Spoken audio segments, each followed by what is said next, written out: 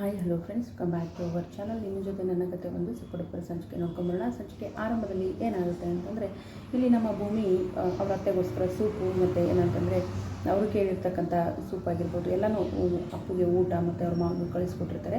Soup ತಿಂತ ಕುಡಿತಾ ಇರ್ತಾರೆ. ನಮ್ಮ ಸಂಗೀತ ಅವರು ಹಾಸ್ಪಿಟ್ಲಲ್ಲಿ ಇರ್ತಾರೆ, ರಾಮ್ ಕೂಡ ಇರ್ತಾರೆ, ಮತ್ತು ಅಪೇಕ್ಷಾ ಮತ್ತು ನಮ್ಮ ನಚ್ಚಿ ಕೂಡ ಇರ್ತಾರೆ. ಸೂಪ್ ಕುಡಿತಾ ಇದ್ದರೆ, ಆಹಾ, ಇಷ್ಟು ದಿನ ಈ ಮಾತೆಲ್ಲ ತಿಂದು ನನ್ನ ನಾಲ್ಗೆ ಕೆಟ್ಟೋಗಿತ್ತು, ಇವಾಗ ಸರಿ ಹೋಯ್ತು, ಅದು ಏನಿದೆಯೋ ನಮ್ಮ ಭೂಮಿ ಕೈಯಲ್ಲಿ ಅಂಥದ್ದು ಅಂತ ಹೇಳ್ಬಿಟ್ಟು ಸೊಸೆನ ಹೊಗಳ್ತಾ ಸೂಪನ್ನು ಕುಡಿತಾ ಇರ್ತಾರೆ. ಅಲ್ಲಿಗೆ ನಮ್ಮ ಅಜಿತ್ ಕೂಡ ಬರ್ತಾರೆ. ಅಜಿತ್ ಬಂದ ತಕ್ಷಣ ನೋಡಿ ಮಾಮ್, ನಿಮ್ಮ ಮುದ್ದಿನ ಮಗ ಬಂದ ಅಂದ ತಕ್ಷಣ ಅಮ್ಮ ಹೇಗಿದ್ದಾರೆ ಇಲ್ಲ ಅಂದಾಗ ಚೆನ್ನಾಗಿದ್ದೀನಿ ಕಣೋ ಅಂತ ಹೇಳ್ತಾರೆ ಸಂಗೀತ. ಅದೇನೋ ಕಣೋ, ನಮ್ಮ ಭೂಮಿ ಮಾಡಿರೋ ಸೂಪ್ ಕುಡಿದ ತಕ್ಷಣ ನಾನು ನಿಜವಾಗ್ಲೂ ತುಂಬ ಚೆನ್ನಾಗಿಬಿಟ್ಟೆ, ರೀಫ್ರೆಶ್ ಆಗಿಬಿಟ್ಟೆ ಅನ್ನೋ ಥರ ಹೇಳ್ತಾರೆ.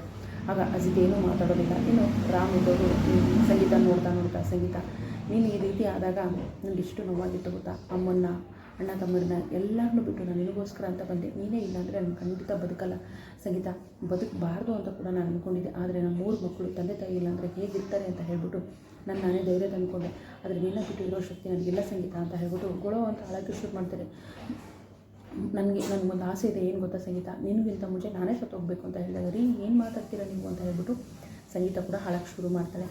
ಪಾಪ್ಸ್, ಏನು ಮಾಡ್ತಿದ್ದೀರಾ ನೀವು, ಅಮ್ಮನ ಎಮೋಷ್ನಲ್ ಮಾಡ್ತಾಯಿದ್ದೀರಾ, ಡಾಕ್ಟ್ರ್ ಏನು ಹೇಳಿದ್ದಾರೆ ಮರೆತುಬಿಟ್ರೆ ಅಂತ ತಕ್ಷಣ, ಸಾರಿ ಮಗನೇ ಹೇಳಬೇಕು ಅಂತ ಹೇಳಿದೆ ಅಂತ ಹೇಳ್ಬಿಟ್ಟು ಗಂಡ ಹೆಂಡತಿಯ ಒಂದು ಬಾಂಧವ್ಯನ ಹೇಳ್ಕೊತಿರ್ಬೇಕಾದ್ರೆ ಈ ಅಜಿತ್ ನೋಡ್ತಾ ನಿಂತಿರ್ತಾನೆ ಸುಮ್ಮನೆ. ಸೊ ಈ ಕಡೆ ಮತ್ತೇನಾಗುತ್ತೆ ಅಂತಂದರೆ, ಸಂಗೀತ ಮತ್ತು ನಮ್ಮ ರಾಮ್ ಅವರು ಮಾತಾಡ್ತಾರೆ. 25 ವರ್ಷದ ಹುಡುಗಿ ಥರ 30 ವರ್ಷದ ಹುಡುಗನ ಥರ ನಾವು ಇದ್ಬಿಡೋಣ ಸಂಗೀತ ಅಂತ ಹೇಳಿದಾಗ, ನಿಮಗೆಲ್ಲ ಒಪ್ಪಿಯಲ್ವ ಅಂದಾಗ, ಯಾಕಿಲ್ಲ ಡ್ಯಾಡ್, ನೀವು ಹೇಗೆ ಬೇಕಾದರೂ ಇರಿ ಅಂತ ಹೇಳ್ಬಿಟ್ಟು ಹೇಳ್ತಾರೆ. ಸೊ ಈ ಕಡೆ ಭೂಮಿ ಅಂತೂ ಮನೆ ಬಿಟ್ಟು ಹೋಗಿದೆ. ಇವರು ಒಂದು ಮಾತು ಕೇಳಿ ಮನೆಯಲ್ಲಿ ಭೂಮಿ ಅಂತಾರೆ, ಭೂಮಿ ಇರೋದಿಲ್ಲ, ಭೂಮಿ ಮನೆ ಬಿಟ್ಟು ಹೋಗಿದ್ದಾಳೆ ಅಂತ ಗೊತ್ತಾಗಿದೆ. ಅಶ್ವಿನಿ ಬದುಕಿದ್ದಾಳೆ. ಇನ್ನು ಏನಂತಂದರೆ, ಅತ್ತೆಗೆ ಈ ವಿಷಯ ಗೊತ್ತಾ ಅಂತ ಕೇಳ್ತಾರೆ ಯಾರು, ಸಂಗೀತ.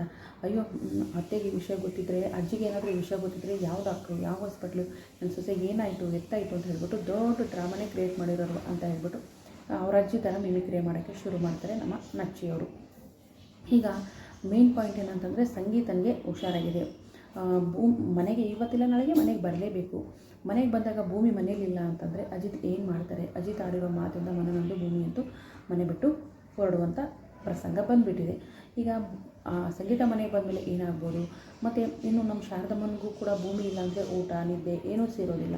ಇನ್ನು ನಮ್ಮ ಶ್ರವಣವರು ಕೂಡ ಅಷ್ಟೇ ಭೂಮಿನ ತುಂಬ ಚೆನ್ನಾಗಿ ಹಚ್ಕೊಂಡಿದ್ದಾರೆ ಅಂತ ಹೇಳ್ಬೋದು. ಅಜಿತಿಗೆ ಮಾತ್ರ ಭೂಮಿ ತಪ್ಪು ಮಾಡಿದ್ದಾಳೆ, ಭೂಮಿ ತಪ್ಪು ಮಾಡಿಲ್ಲ, ಇದಕ್ಕೆಲ್ಲ ಕಾರಣ ಅಶ್ವಿನಿ ಅಂತ ಹೇಳಿದ್ರು ಕೂಡ ಅದನ್ನು ಅರ್ಥ ಮಾಡ್ಕೊಳ್ತಿಲ್ಲ.